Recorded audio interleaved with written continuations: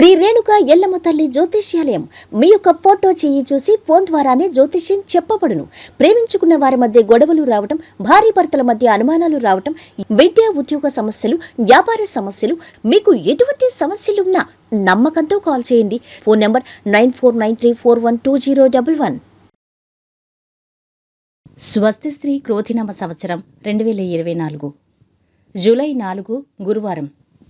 వివిధ ద్వాదశ రాశుల వారి యొక్క గోచారం ప్రకారం వారి యొక్క లాభనష్ట ఫలితాలు, శుభ అశుభ ఫలితాలు ఈరోజు ఎలా ఉన్నాయో చూద్దాం.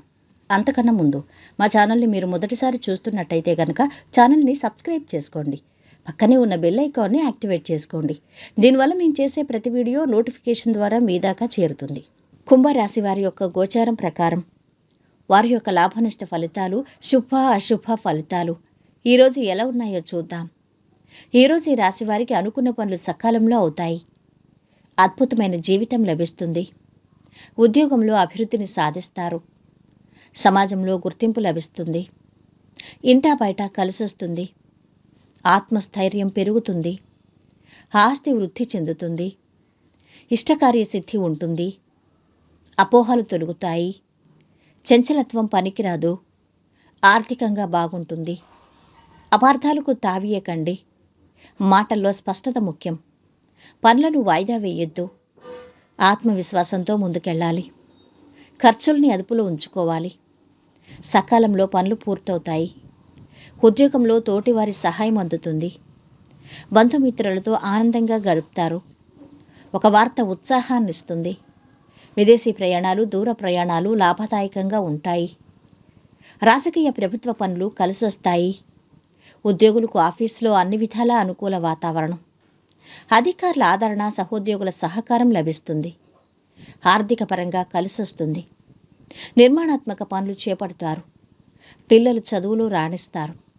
వృత్తి వ్యాపారాలు సజావుగా కొనసాగుతాయి. పనుల్లో పట్టుదల, ఏకాగ్రత కనపరుస్తారు. సంఘంలో మంచి పేరు సంపాదిస్తారు. ఉద్యోగంలో ప్రమోషన్, స్థానచలన సూచన ఉన్నాయి.